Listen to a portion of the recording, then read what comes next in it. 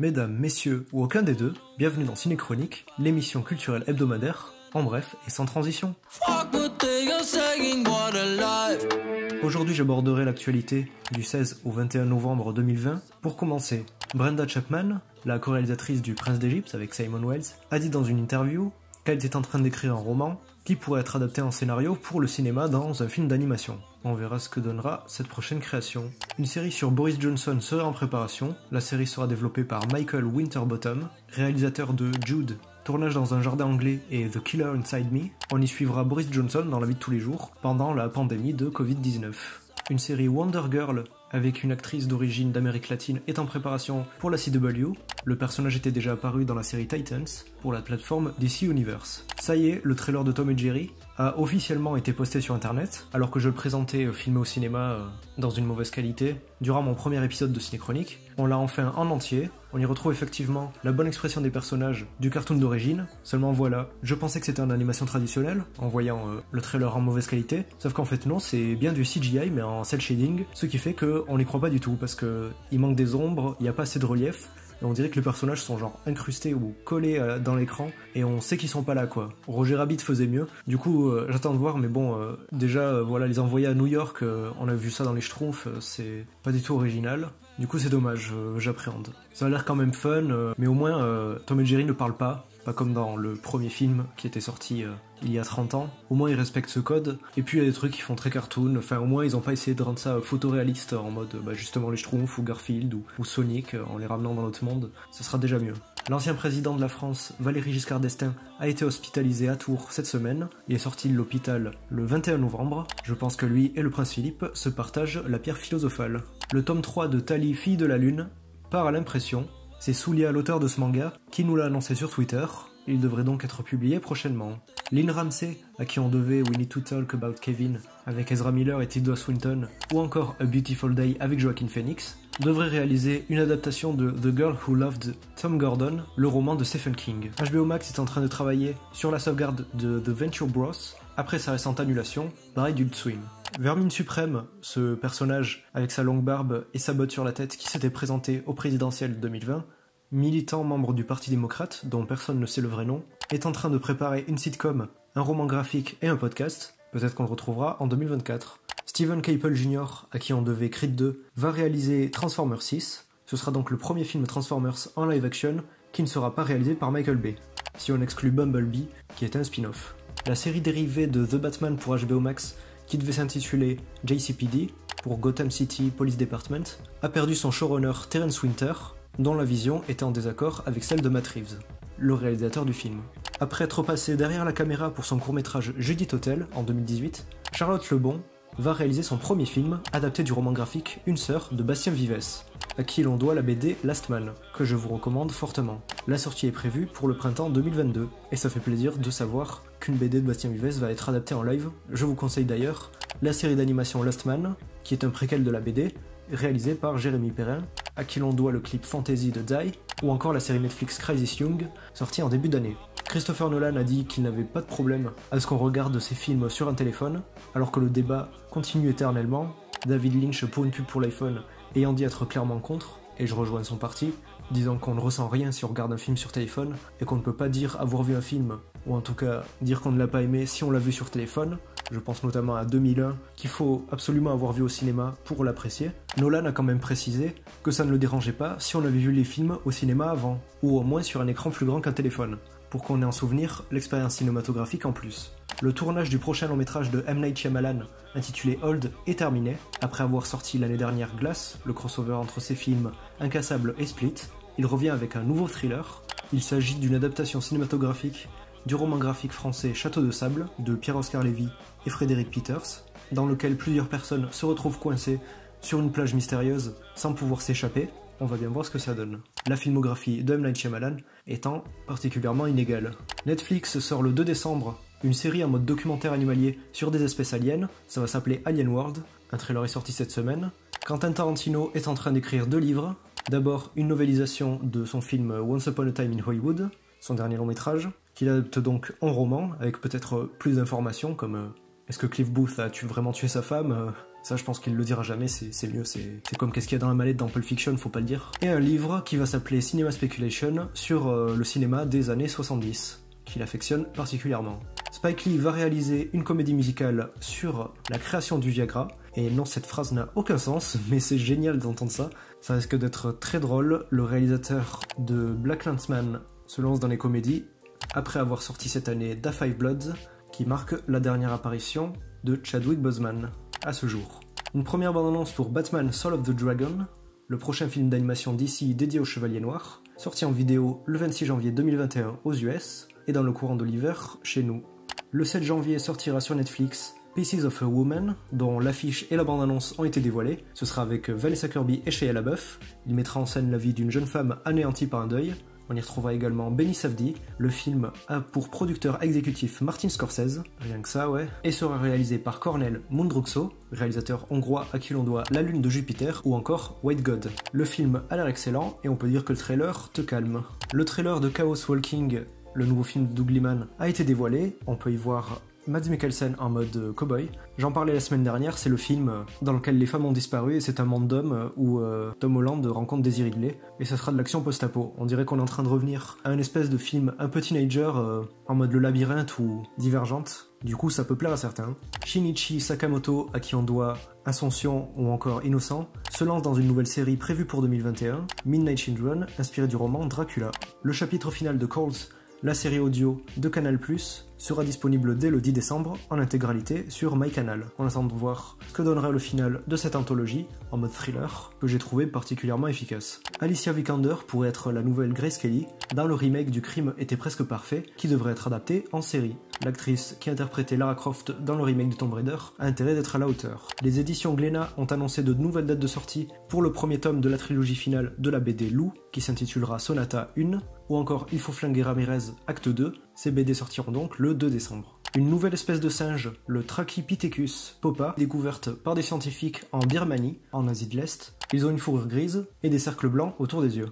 Selon The DC Insider, un journal à propos de Disney, le tournage maintes fois repoussé de Indiana Jones 5 devrait finalement débuter au mois d'août 2021 au sein des studios Pinewood de Londres. La proposition de loi de sécurité globale, soit l'article 24, visant à flouter les visages des policiers filmés, a été adoptée. Des centaines de personnes ont manifesté contre cette loi, dont des journalistes, réduisant la liberté de presse. Une autre loi est passée à côté, autorisant les policiers à pouvoir accéder à des espaces publics avec une arme alors qu'ils sont en civil. J'ai l'impression que ce pays est en train de devenir les États-Unis. Le Congrès des droits de l'homme a été barricadé, les manifestants n'ont pas pu y accéder. C'était une belle allégorie de ce gouvernement macroniste absolument catastrophique. Francis Ford Coppola a remonté Le Parrain 3, une bande-annonce a été dévoilée. Cette nouvelle version devrait sortir en Blu-ray et en digital le 8 décembre. Larry Fong, le chef opérateur de Watchmen et Batman vs Superman, a été engagé en tant que directeur de la photographie sur l'adaptation en live-action de Tic et Tac Ranger du Risque. Parce que oui, ça aussi c'est en préparation. Le chef-op de Zack Snyder est tombé bien bas. Edouard Philippe est en train de préparer une série sur les coulisses d'une élection présidentielle, documentaire bien sûr. Le tournage de Scream 5 est terminé, le film s'intitulera tout simplement Scream, comme le premier opus, et devrait sortir en France le 12 janvier 2022. Michael J. Fox a annoncé que sa carrière prenait fin à cause de sa maladie de Parkinson, qu'il a depuis genre ses 20 ans. Il avait déjà des symptômes sur le tournage de Retour vers le futur 3, c'est vous dire. Ce qui fait que le dernier rôle qu'il aura interprété, c'est encore Marcy McFly pour le teaser du dernier clip de Lil Nas X, et du coup ce rôle va lui coller à la peau jusqu'à sa mort. Pfizer et BioNTech déclarent leur vaccin efficace à 95% selon des résultats complets de l'essai. Je vous parlais la semaine dernière de We Can Be Heroes, le nouveau film de Robert Rodriguez. J'étais en mode, ouais, on dirait genre ces films pour enfants en mode Shark Boy et Lava Girl. Ce que je ne savais pas, c'est que le film est effectivement une suite de Shark Boy et Lava Girl, ce qui fait que on va les revoir adultes. L'actrice qui joue Lava Girl est de retour. Par contre, Tyler Lautner n'est pas là pour reprendre le rôle de Shark Boy, mais on va voir leur fille, parce que oui, ils ont eu un enfant ensemble. Un trailer a par ailleurs été dévoilé, et le film sort toujours le 1er janvier, ce qui fait que ce sera le premier film que vous verrez en 2021. On part sur de bonnes bases. Selon le Figaro, la réouverture des petits commerces interviendra le 27 novembre ou le lundi 1er décembre. Cet allègement du confinement pourrait, au nom de la cohésion du dispositif, concerner aussi les cérémonies religieuses et les salles de spectacle. Ça veut dire que les cinémas pourraient rouvrir. On a déjà des dates de sortie pour plusieurs films, puisqu'on a estimé la sortie de Mandibule et de Wonder Woman 2, 1984, pour le 16 décembre, afin de coller pour Wonder Woman à la sortie américaine, puisque le film sortira à la fois au cinéma et en même temps sur HBO Max en streaming, parce que je rappelle que la plateforme n'est toujours pas disponible en France. Pour ce qui est d'Études 4, dont la sortie était prévue aussi pour le 16 décembre, elle a été repoussée à février 2021, sûrement pour ne pas faire face à Wonder Woman, tandis que Quentin Dupieux n'en a rien à foutre puisqu'il a déjà fini le tournage du film suivant. Petit fun fact, Paul Bettany, interprète de Vision dans le MCU, a dit que Vision avait une bite violette qui pouvait changer de densité. Voilà, super Marvel, merci pour ces news, on passe à la suivante. Malcolm and Mary, avec Zendaya et John David Washington, le film de Sam Levinson, débarquera le 5 février prochain sur Netflix et reste donc éligible pour la course aux Oscars 2021. Sam Levinson, pour ceux qui ne savent pas, c'est le créateur de la série Euphoria, toujours avec Zendaya d'ailleurs, et qui avait réalisé aussi Assassination Nation, avec Joel McHale et Bella Thorne. Du coup, il aura dirigé les deux protagonistes de Shake It Up, la série Disney Channel. Among Us a ouvert son compte Twitter officiel. Ils ont d'ailleurs dévoilé un visuel de leur prochaine map, dont on ne sait pas encore quand elle sera disponible.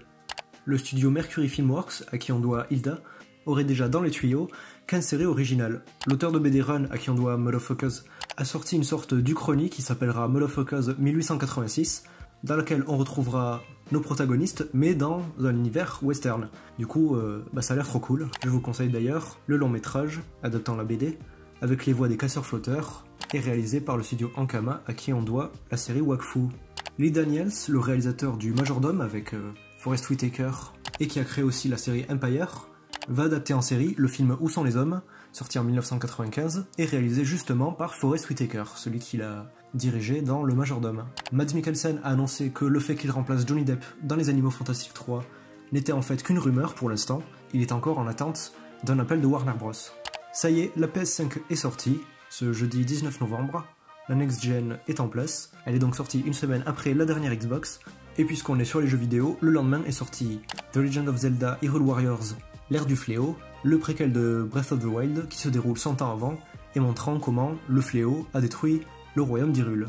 Sinon, à l'occasion de l'anniversaire de Mickey Mouse, et ses 92 ans, est sorti mercredi Le Monde Merveilleux de Mickey, dérivé des derniers courts-métrages, et je vous dis ça parce que du coup j'ai regardé la série en entière, et c'est méga drôle, genre, c'est putain de méta, on dirait Gumball mais avec Mickey, et je m'attendais pas à ça. Du coup, voilà, on est mauvaise langue avec les remakes des cartoons de nos enfances, mais là, ouais, il fait des gueules des fois, c'est des mèmes, quoi. Far Cry 6 devrait sortir le 25 mai 2021, le tournage du prochain long métrage de Paul Thomas Anderson, intitulé Soggy Bottom, est terminé, c'est le concepteur des costumes qui nous l'a annoncé sur Instagram.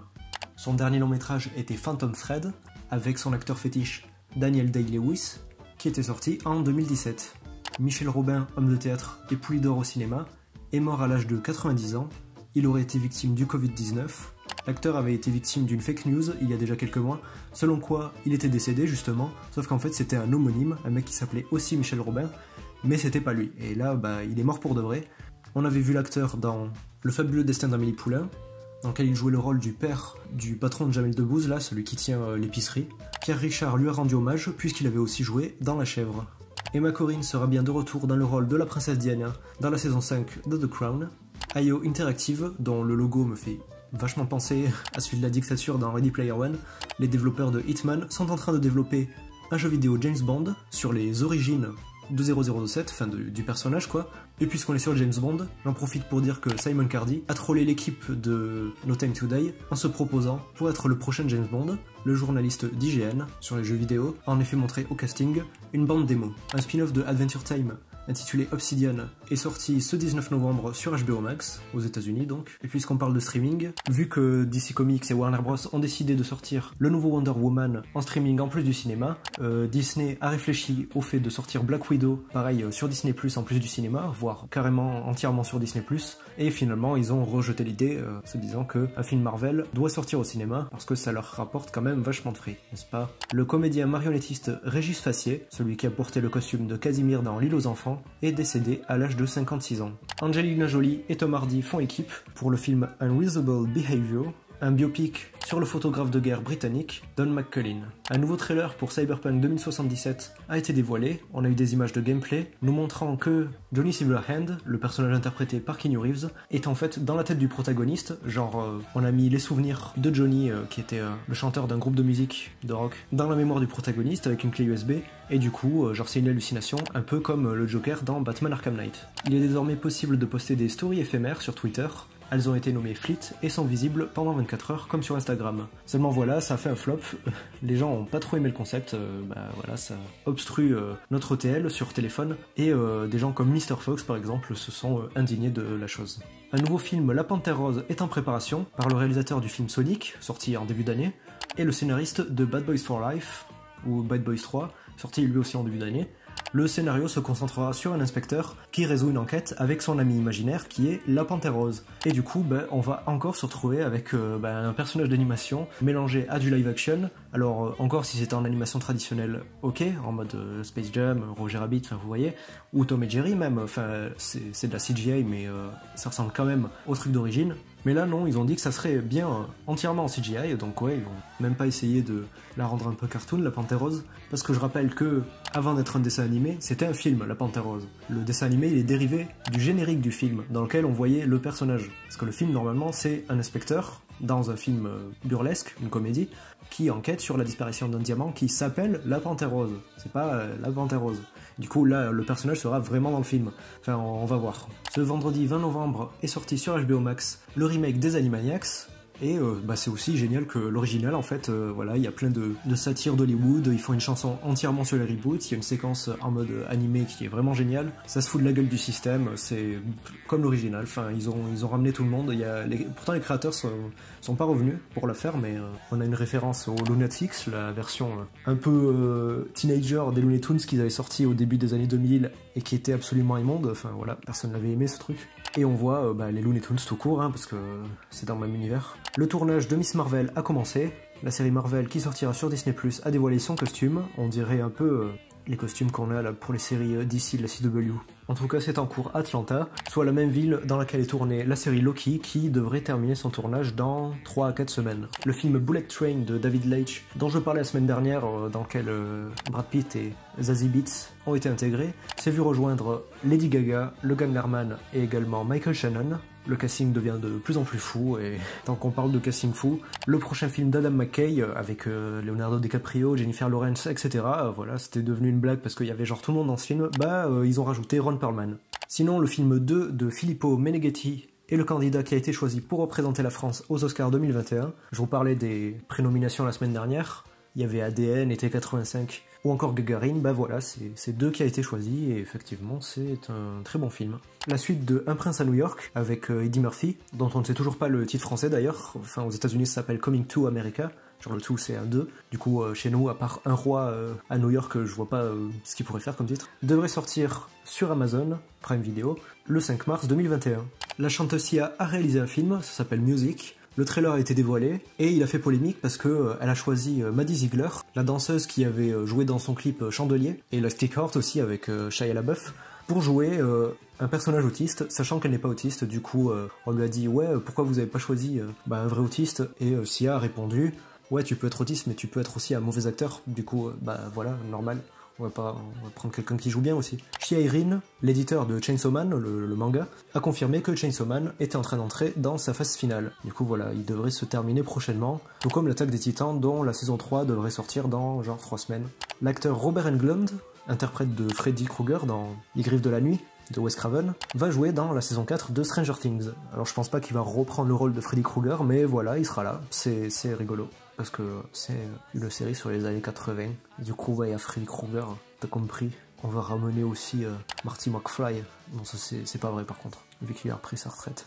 Walking Dead saison 10 revient le 28 février aux USA, le lendemain chez nous sur OCS. Du coup, le 29 février, il sortira en France, avec 6 épisodes bonus, dont un qui devrait se centrer sur Negan avant l'apocalypse, quand il était du coup prof de sport, comme on l'a vu dans le comics. Daniel Cordier est décédé à l'âge de 100 ans, historien français résistant, avant-dernier compagnon de la Libération. Sur 1038, il n'en reste plus qu'un seul. Il était également le secrétaire de Jean Moulin. Ouais, carrément. La série Black Lightning devrait se terminer après sa saison 4, sur la CW. Deadpool 3 est bien en préparation chez Marvel Studios. Ce sera donc le premier film rated R de Disney, ce qui veut dire qu'il sera interdit aux moins de 17 ans aux États-Unis, avec Ryan Reynolds qui reprend son rôle. Les frères Molineux devraient écrire le scénario. On leur doit notamment plusieurs épisodes de la série d'animation Bob's Burger, qui a à peu près le même humour que Deadpool, du coup, ça peut être pas mal, pourquoi pas. Imaginez, c'est comme s'ils ramenaient pour Deadpool 4 les créateurs de South Park, moi je kifferais. Et du coup, ça intègre le personnage dans le MCU, donc il devrait faire un buddy movie d'ailleurs avec Spider-Man, qui est aussi en préparation selon des rumeurs. La série The Last of Us a reçu le feu vert par HBO, alors que je pensais qu'elle serait développée par Netflix. Greg Mazin et Neil Druckmann seront les scénaristes. Greg Mazin a écrit notamment pour les 2 derniers opus de Very Bad Trip et la série Tchernobyl, toujours d'HBO. On a eu droit à un petit hommage pour Chadwick Boseman, l'interprète de Black Panther, dans le jeu vidéo Spider-Man Miles Morales. En effet, l'acteur s'est vu donner son nom à une rue de New York dans le jeu. Dan Trachtenberg va réaliser un nouveau film Predator, produit par 20th Century Studios et du coup Disney, sachant que le dernier film était catastrophique, donc on espère que celui-là sera mieux, mais ça va puisque Dan Trachtenberg a réalisé 10 Cloverfield Lane, la suite de Cloverfield, qui était pas mal, c'était pas incroyable non plus, mais il maîtrisait bien la tension, et aussi l'épisode de Black Mirror Playtest, l'épisode d'Halloween, dans lequel il y a un mec qui fait un jeu vidéo d'horreur, et là aussi c'était bien maîtrisé, du coup ouais, il peut y avoir une bonne tension s'il fait un film Predator, parce que le dernier c'était un nanar, hein, faut se le dire. Des écrits de J.R.R. Tolkien ont été trouvés récemment, et oui ça concerne bien la Terre du Milieu, hein, c'est pas des écrits annexes, donc voilà. Ils seront publiés en 2021, et c'est fou de se dire que ce mec est mort depuis 50 ans, et sort plus de choses que George R.R. Martin. Sinon l'acteur Alan Rickman, l'interprète de Rogue dans Harry Potter, avait lui aussi écrit plusieurs livres philosophiques, jusqu'à sa mort, qui seront aussi publiés en 2021, et c'est fou de se dire que ce mec est mort depuis 4 ans, et qu'il écrit plus de choses que George R.R. Non je rigole, je vais pas refaire cette blague, mais ouais, George R.R. Martin c'est le mec qui disait « Ouais, j'écris ça parce que j'ai peur de la mort, et finalement, des morts ils écrivent plus que lui, c'est rigolo. » Le nouveau film de Zack Snyder, Army of the Dead, sortira à l'été 2021 sur Netflix. Il avait déjà réalisé un film de zombies qui s'appelait, devinez quoi, L'Armée des Morts. Ah, Army of the Dead, c'est pareil. Il était sorti en 2004, du coup c'est un remake. Joaquin Phoenix devrait jouer dans le prochain film d'Ari Aster, qui s'intitulera Boys Afraid. On y suivra un mec propre sur lui-même mais un peu anxieux, qui se fait draguer par sa mère, voilà, une histoire d'inceste un peu chelou. Je pense que Ari Aster va bien maîtriser la tension et le malaise, après nous avoir donné Hérédité, ou encore l'année dernière, le fabuleux Midsommar, que vous devez absolument regarder si vous aimez les films d'horreur. Le tournage de Black Panther 2 devrait commencer en juillet 2021. On sait toujours pas qui va remplacer Chadwick Boseman, mais en tout cas, on nous a dit que sa sœur devrait avoir un rôle plus important. Du coup, est-ce qu'elle va reprendre l'armure? Mais quelle sera l'excuse? Ils vont dire que T'Challa est mort hors champ. Et sinon, Tenoch Huerta devrait jouer un vilain, qu'on avait vu notamment dans la série Narcos Mexico. Et pour rester chez Marvel, Les Gardiens de la Galaxie 3 devrait commencer son tournage également en 2021, vers la fin de l'année normalement, pour continuer sur les dates de tournage. Celui de l'adaptation du jeu Five Nights at Freddy's en live action devrait commencer au printemps 2021, sachant que ça existe déjà, vu que je vous ai montré le trailer de Willy's Wonderland avec Nicolas Cage, qui était exactement Five Nights at Freddy's. Les États-Unis sont à 192 000 nouveaux cas de coronavirus, ce qui fait que le pays détient le record du monde. Et ils veulent toujours faire mieux que les autres, hein, ceux-là, non, sans déconner, ils font n'importe quoi, ils ont aucune restriction, du coup ça devient dangereux. The French Dispatch, le nouveau film de Wes Anderson, aurait une nouvelle date de sortie, ça devrait être le 25 mai 2021, selon le critique de cinéma Matt Zoller-Seitz, qui sort un nouveau livre à propos du film, qui lui sort le 5 octobre. En attendant, le réalisateur serait en train de tourner son film suivant en Italie. Ouais, parce que là, avec le virus, tous les films sont repoussés, mais les réalisateurs, ils continuent de faire leurs films. Du coup, ils vont limite sortir 2 films en même temps à chaque fois. Jonathan Daval vient d'être condamné à 25 années de réclusion criminelle par la cour d'assises de Haute-Saône à Vesoul pour le meurtre de son épouse Alexia, commis en octobre 2017. Voilà, c'était le petit truc pour alléger l'ambiance. Sinon, avant de faire La Panthère Rose, le réalisateur du premier film Sonic va réaliser le 2, la suite, dont le titre de travail est Emerald Hill, la colline émeraude. Peut-être qu'on aura les émeraudes du chaos dans le film. Et le tournage devrait commencer le 15 mars 2021 pour se terminer le 10 mai. Rick et Morty ont fait une publicité pour la PS5. Voilà, c'était juste pour dire ça. C'est terminé, on se retrouve la semaine prochaine pour de nouvelles news.